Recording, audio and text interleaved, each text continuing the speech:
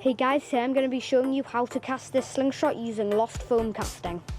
This slingshot took me 20 hours to make, but it was definitely worth the effort, as it looks really nice and it's a really solid slingshot.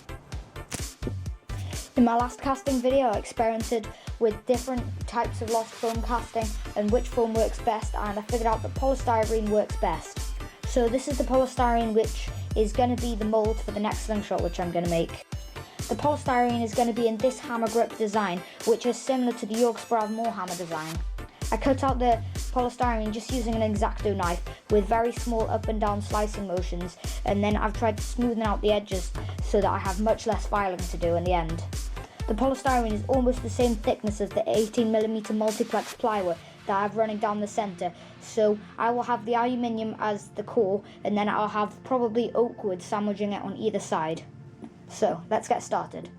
So firstly, you're going to need some fireproof leather gloves which you're going to be wearing the whole time. You're also going to need some safety glasses for protecting your eyes from spark. You're going to need a crucible. This is the new crucible which I've bought and I haven't even used it yet. It's made out of graphite, so I don't want to touch it too much or I'll get it all over my fingers. I bought this off Amazon for £10.50. If you don't have a proper crucible and this is probably going to be your first time casting, then you can just use a tin can like this. Obviously it's got to be empty. Then you take off the paper, and this is made of steel so it shouldn't melt in much forges, but you have to be careful when you're using it that if you leave it in the forge for about 5 minutes, then it'll probably burn a hole in the bottom.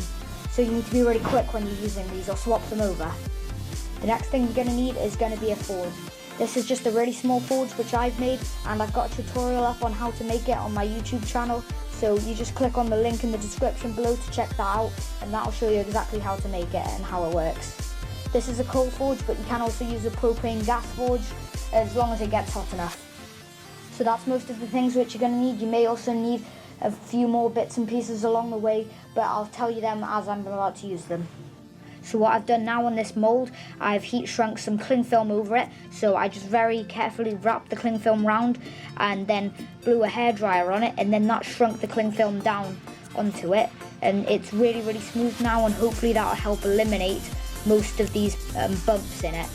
So the casting method which I'm going to be using is called lost foam casting, and that's why you've made this thing out of foam.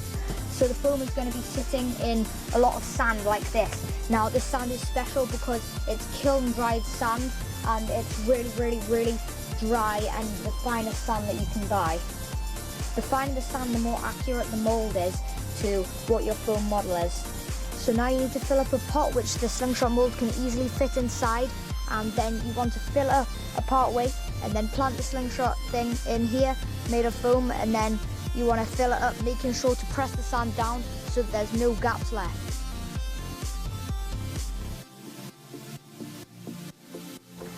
So this is what the sand mould looks like once I've put the foam in, and as you can see there's just a tiny bit of the foam sticking out the end. Now what I'm going to do is I'm going to get a steel tin can and then cut some of it off just with a hacksaw, and then stick it just over the sand like this, and this will act as a funnel for any overflow just to make sure that it doesn't spill out, because that would be dangerous.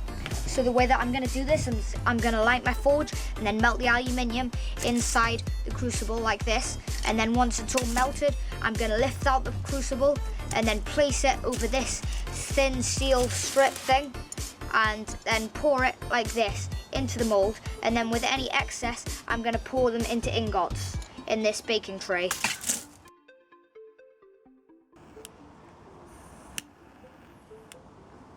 So the fire's going pretty well. Now I'm just going to turn on the fan. When the fire gets hot enough, then put the crucible in full of aluminium.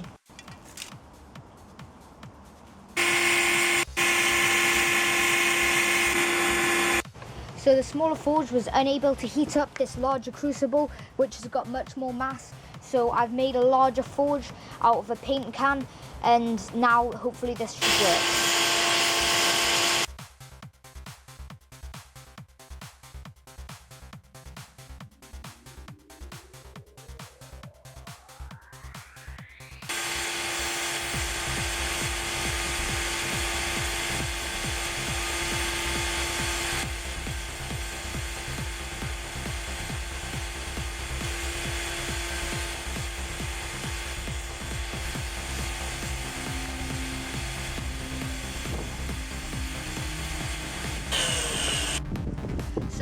poured it in and most of it is still molten. There wasn't enough left to pour into the ingot tray, but as you can see from in here, it's just full of oxide inside. I was meant to be videoing as I poured it, but the camera didn't start recording, which is really annoying. So since it wasn't recording while I poured the slingshot and it casting, I'm going to show you some video of when I was casting my last aluminium slingshot, still using lost foam casting.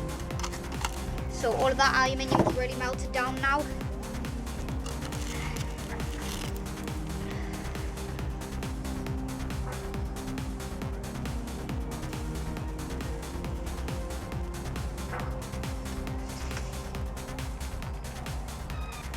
So it's solid now, and I'm just going to pour some water on it.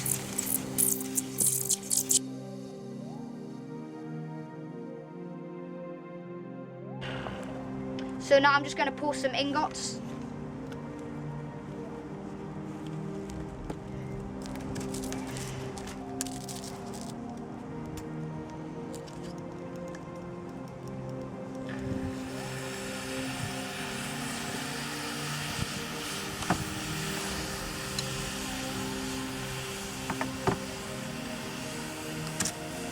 So the mold's cooled down enough, now I'm just going to pull it out and see what it's like. So this is what it looks like once I take it out of the sand, and as you can see, it's really accurate, and where the cling film wasn't wrapped around, you can see all of the little bubbles that were in the polystyrene.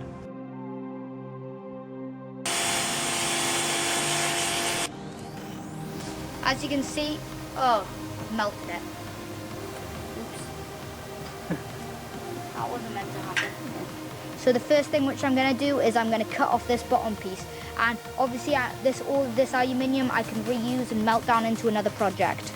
So now I'm going to go down the garden and try and start shaping it. So first I'm going to make all of these edges flat using half round file. If my file does start to get blocked up with any of the soft aluminium, I'll just use this wire brush to scrape it off.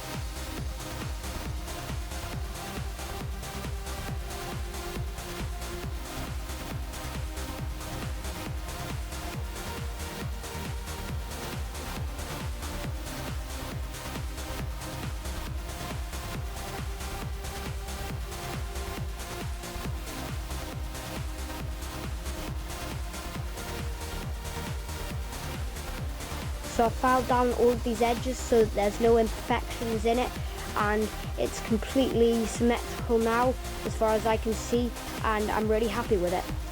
So now I'm just going to start rounding all of these bits with files and trying to make all of it shiny and get rid of all of the pits and inclusions in it.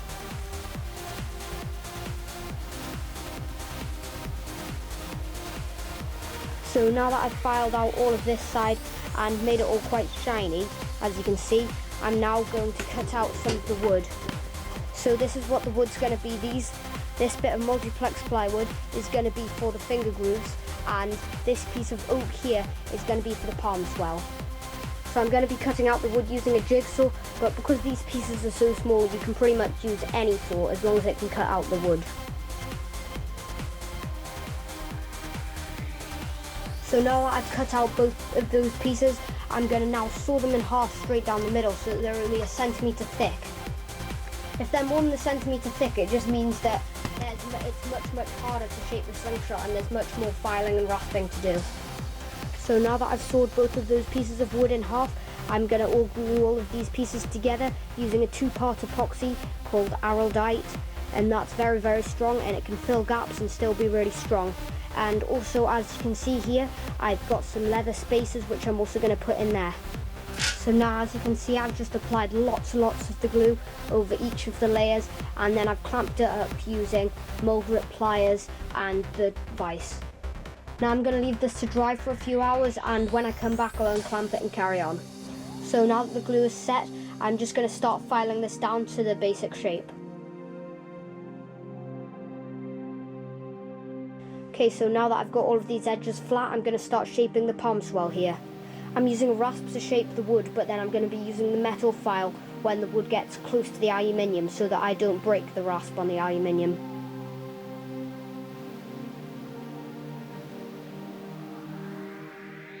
So I've finished the palm swell. Now I'm going to make the finger grooves in the multiplex plywood.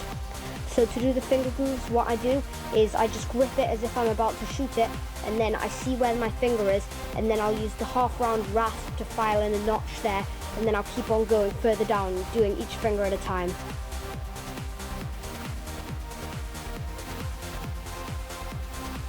So now that I've rasped in the finger grooves and they feel really, really nice to hold, I'm going to do this top bit here, then flatten it out and file all of the bumps out of this aluminium piece here.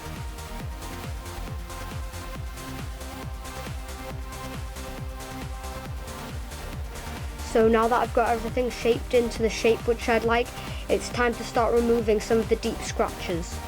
To do this, I'm going to be using my belt sander, but you can also use pretty much any sander, and you can also just use sandpaper, but that does take a lot longer. So I'm just going to be using the belt sander for speed. Since the belt sander can't reach everywhere, I'm going to use this Dremel tool over here to get into some of the smaller spaces.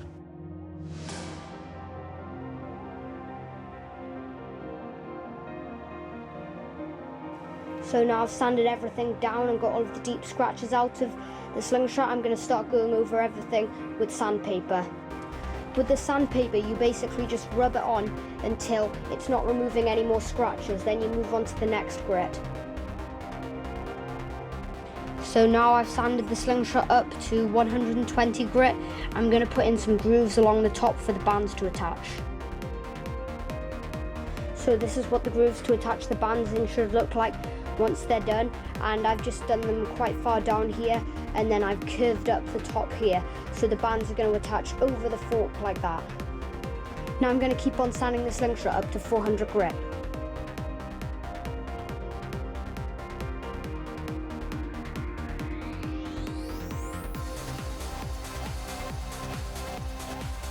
So as you can see, I've polished most of the aluminium up to 600 grit using this sanding sponge, which I've been using for quite a few years to polish up metals, so it's more than 600 grit, it's probably about 800 grit now. As you can see, there's a lot of metal dust on my fingers and all over the sanding sponge, so it's put a lot of metal dust onto the woods on either side. So what I'm going to do is I'm going to wash my hands and then use some completely new sandpaper to start to polish up the wood.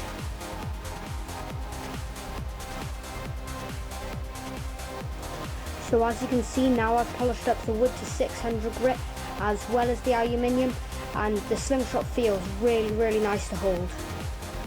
The aluminium is almost up to mirror finish. Now I'm going to use some brasso to polish up the slingshot even more. I've put some masking tape over the wood so that the brasso won't stain the wood.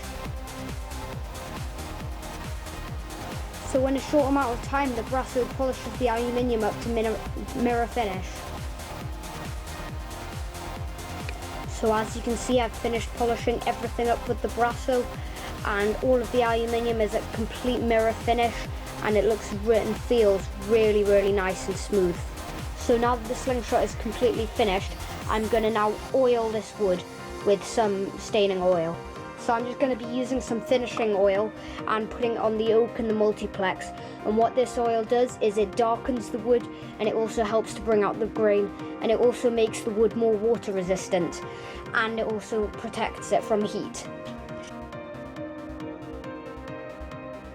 So the oil is completely dried, and now the slingshot is completely finished. I'm now going to make and attach some slingshot bands. If you don't already know how to make and attach slingshot bands, I'm going to have a link in the description to my how-to tutorial from how I make and attach slingshot bands. So I've attached bands to the slingshot, and now it's completely ready to fire. These are heavy target shooting bands which are really tapered, and they're made to shoot 15mm steel ball bearings. Because these bands are really tapered, they give me quite a lot of hand slap, so I'm going to be wearing this glove which just protects me from the hand slap a bit. This slingshot can either be shot in the hammer grip style or in the Chinese thumb and finger style, but I much prefer the hammer grip style.